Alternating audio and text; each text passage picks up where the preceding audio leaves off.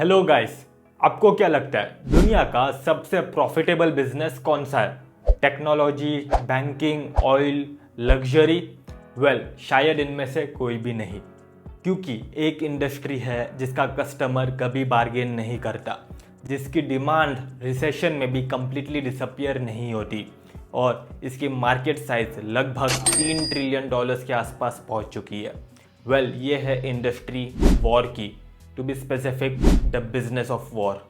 अब मैं वॉर को ग्लोरीफाई नहीं कर रहा, वॉर ट्रेजेडी है, ह्यूमन सफरिंग है, लेकिन इन्वेस्टर के पर्सपेक्टिव से एक इम्पॉर्टेंट रियलिटी समझना बहुत ज़रूरी है। हर मिसाइल जो लॉन्च होती है, हर ड्रोन जो डिस्ट्रॉय होता है, हर रेडार सिस्टम जो डैमेज होता है, इन सब को रिप्लेस करना बहुत ज़रूरी होता है। फाइटर जेट्स को रिटायर किया जाता है, उनकी जगह नए जनरेशन के फाइटर जेट्स खरीदे जाते हैं, लाए जाते हैं, और इसीलिए डिफेंस इंडस्ट्री सारे इंडस्ट्रीज में से काफ़ी यूनिक है। आज हम समझेंगे ग्लोबल डिफेंस स्पेंडिंग एक्सप्लोड क्यों कर रही है, आर्टिफिशियल इंटेलिजेंस वॉरफेयर को कैसे चेंज कर रहा है, इंडिया और यूएस की डिफेंस स्टोरी क्या है और कौन सी कंपनीज है जो इस ट्रेंड का सबसे ज़्यादा बेनिफिट लेंगी। चलो अब थोड़ा पीछे जाते हैं। 1991 में सोवियत यूनियन कोलैप्स हुआ, कोल्ड वॉर का एरा खत्म हो गया और यूनाइटेड स्टेट्स ऑफ अमेरिका दुनिया की अनडिस्प्यूटेड सुपर पावर बन गई और पूरी दुनिया को जेन्युइनली लगा कि लार्ज स्केल वॉर्स का एरा खत्म हो चुका है। कंट्रीज ट्रेड करना चाहती थी, ग्रोथ करना चाहती थी, ग्लोबलाइजेशन अपने पीक पे था। China factory of the world बन रहा था, इंडिया रिफॉर्म्स कर रहा था, यूरोप इंटीग्रेट हो रहा था, सबका फोकस इकोनॉमिक ग्रोथ था और लगभग 30 साल तक ये अजम्पशन सही भी था। फिर अचानक पिक्चर चेंज हो गई। Russia Ukraine war, Israel Hamas conflict, US Iran, Israel Iran war, South China Sea में डिस्प्यूट, चाइना ताइवान के बीच में टेंशन, और सडनली गवर्नमेंट्स ने एक डिफरेंट क्वेश्चन पूछना शुरू किया। Not how do we grow faster but what if things go wrong. और यही टर्निंग पॉइंट था। गवर्नमेंट अब पीस पे फोकस नहीं कर रही थी, गवर्नमेंट फोकस कर रही थी अनसर्टेनिटी पे, और जब अनसर्टेनिटी आ जाती है डिफेंस स्पेंडिंग बढ़ती है, और जब डिफेंस स्पेंडिंग बढ़ती है पूरा डिफेंस इकोसिस्टम बेनिफिट करता है। आज ग्लोबल डिफेंस स्पेंडिंग लगभग $3 ट्रिलियन के आसपास पहुंच चुका है। एक मिनट पॉज करो और सोचो, $3 ट्रिलियन हर साल, ये अमाउंट मोस्टली सारे कंट्रीज़ के जीडीपी से काफ़ी ज़्यादा है। और इंटरेस्टिंगली ये स्पेंडिंग वॉर के वजह से नहीं होती, ये स्पेंडिंग फियर के वजह से होती है। गवर्नमेंट्स मिसाइल इसलिए नहीं खरीदती क्योंकि वॉर चल रहा है, वो इसलिए खरीदती है क्योंकि पीस हो, वॉर ना हो, क्योंकि मिलिट्री पावर डिटरेंस का भी काम करती है। अगर आपके पास स्ट्रॉन्ग मिलिट्री कैपेबिलिटी है तो एनिमी कंट्री आप पे अटैक करने से पहले 10 बार सोचेगी, और इसीलिए कंट्रीज कंटिन्यूसली इन्वेस्ट करती रहती है missiles, ships, submarines, fighter jets, communication system, drones, satellites पे। स्टोरी में अभी एक और इंटरेस्टिंग एंगल आ चुका है। वॉरफेयर कंप्लीटली इवॉल्व हो चुका है। अगर आप वर्ल्ड वॉर 2 के बारे में इमेजिन करोगे तो आपके दिमाग में क्या आएगा? टैंक्स, सोल्जर्स, बहुत बड़ी आर्मी, शिप्स, फाइटर जेट्स, है ना? लेकिन आज वॉरफेयर कंप्लीटली इवॉल्व हो चुका है। यूक्रेन ने दुनिया को एक चीज़ दिखा दी है। एक ड्रोन जो hundreds of dollars का होता है वो मिलियंस ऑफ मिलिट्री इक्विपमेंट को डिस्ट्रॉय कर सकता है। एक सैटेलाइट थाउजेंड्स ऑफ किलोमीटर दूर से एनिमी की मूवमेंट पिन पॉइंट एक्यूरेसी से ट्रैक कर सकता है। बैटलफील्ड इंक्रीजिंगली टेक्नोलॉजी ड्रिवन हो रहा है एंड इधर ही एआई एंटर करता है। इमेजिन करो, बैटलफील्ड में थाउजेंड्स ऑफ ड्रोन्स ऑपरेट कर रहे हैं, सैटेलाइट कंटिन्यूसली डेटा भेजते जा रहा है। ह्यूमंस के लिए इतना सारा डेटा प्रोसेस करना प्रैक्टिकली इम्पॉसिबल है, लेकिन एआई के लिए नहीं। और इसीलिए फ्यूचर वॉर्स मैन पावर से कम और टेक्नोलॉजी से ज़्यादा लड़ी जाएंगी। और जब टेक्नोलॉजी बैटलफील्ड में इम्पोर्टेंट हो जाती है तो कंपनीज भी चेंज होंगी, और फ्यूचर डिफेंस कंपनीज शायद ट्रेडिशनल वेपन मैन्युफैक्चरर्स नहीं होंगे, सॉफ्टवेयर कंपनीज भी हो सकती है।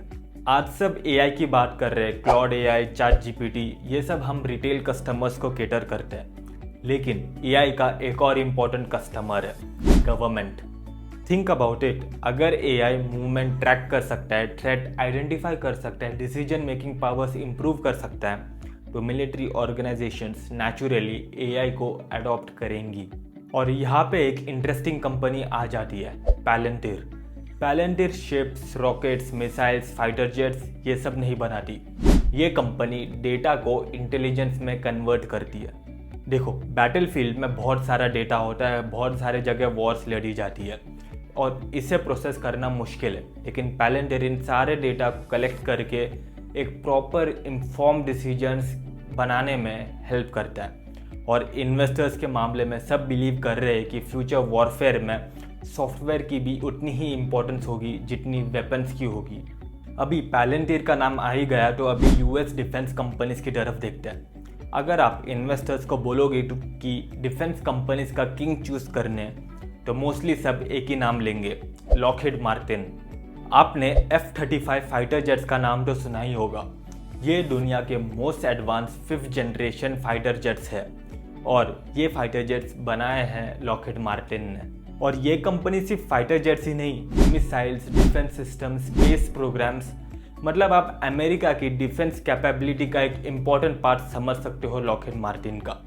और जब भी कंपनीज को अपनी एयर पावर मॉडर्नाइज करनी होगी तो कहीं ना कहीं लॉकहीड मार्टिन का नाम आ ही जाता है। अब सोचो, मिसाइल लॉन्च हो चुकी है तो सबसे पहले आपको क्या चाहिए? वो मिसाइल गिराने के लिए दूसरी मिसाइल?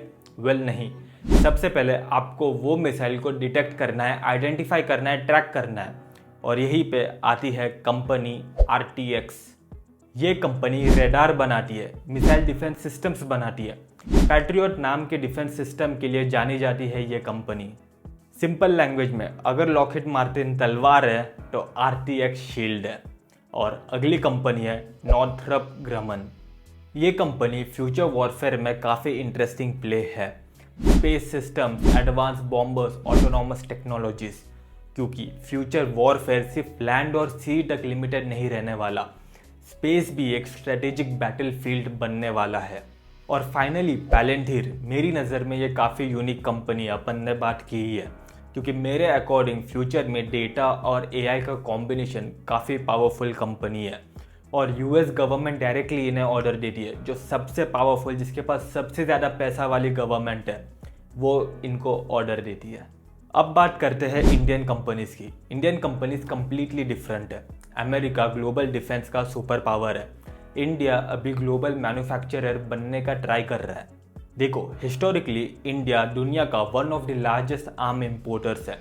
हम billions of dollars Russia, US के वेपन्स लेने में खर्च करते हैं।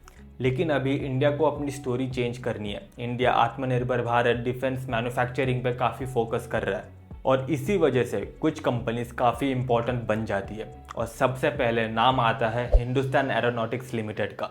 डिफेंस स्पेंडिंग में जब भी इंडिया की बात होती है, HAL को पक्का ऑर्डर मिलता है। ये company Tejas fighter jets, military helicopters, aircraft manufacturing करती है। और अगर इंडिया को इम्पोर्टेड एयरक्राफ्ट पे डिपेंडेंसी कम करनी है तो HAL उस स्टोरी का एक इम्पोर्टेंट कैरेक्टर है। और फिर आती है Bharat electronics limited. Simple language में बताऊँ तो ये मिलिट्री का नर्वस सिस्टम है, क्योंकि बैटलफील्ड में सिर्फ वेपन्स इंपॉर्टेंट नहीं होती, इंफॉर्मेशन भी इंपॉर्टेंट होती है। Communication systems, radars, electronic warfare, surveillance equipment, ये सब BEL बनाती है। अब फाइटर जेट्स और रडार्स तभी यूजफुल हो जब उसमें वेपन्स हो, और भारत डायनेमिक्स एग्जैक्टली उसी इकोसिस्टम में ऑपरेट करती है। मिसाइल, स्ट्रेटेजिक प्रोग्राम, सब expensive offensive missiles Bharat dynamics बनाती है। और अगर बैटलफील्ड समंदर में शिफ्ट हो जाए तो सबमरीन्स और शिप्स बहुत इंपॉर्टेंट हो जाती है। और यहाँ आता है माझगांव डॉक। ये कंपनी सबमरीन, शिप्स, वॉरशिप्स, जो अपना एयरक्राफ्ट कैरियर है, वो भी माझगांव डॉक ने बनाया है। और इंडिया जैसी कंट्री में जिसकी कोस्ट लाइन 7,500 किलोमीटर से ज़्यादा है, नेवल कैपेबिलिटी एक्सट्रीमली इम्पॉर्टेंट है। तो ये रहा अपना डिफेंस इंडस्ट्री, यूएस और इंडिया के डिफेंस स्टॉक्स। लेकिन उससे पहले एक इम्पॉर्टेंट डिस्क्लेमर, ग्रेट इंडस्ट्री मतलब ग्रेट स्टॉक नहीं होता है। देखो, इसमें काफ़ी कॉम्प्लिकेटेड इंडस्ट्री है ये, एग्जीक्यूशन मैटर करता है, गवर्नमेंट कॉन्ट्रैक्ट मैटर करता है। इसीलिए पहले बिजनेस समझो, इंडस्ट्री देखो, उनकी वैल्यूएशंस देखो और फिर ही इसमें इन्वेस्ट करना।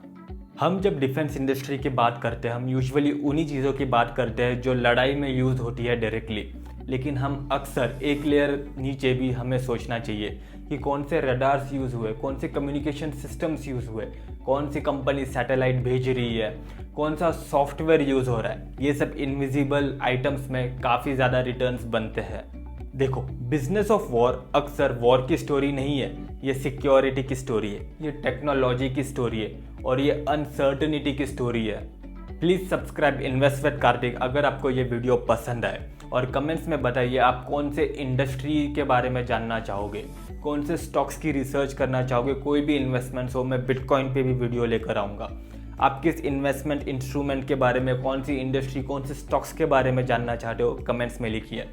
मैं एवरी वीक ऐसे ही डेडिकेटेड फाइनेंस वीडियो लेकर आता हूँ ताकि मेरी कम्युनिटी एक फाइनेंशियल नॉलेज गेन कर सके और स्मार्टली इन्वेस्ट करके हम सब वेल्थी बन सके। Till then, stay smart, invest safely and see you next week.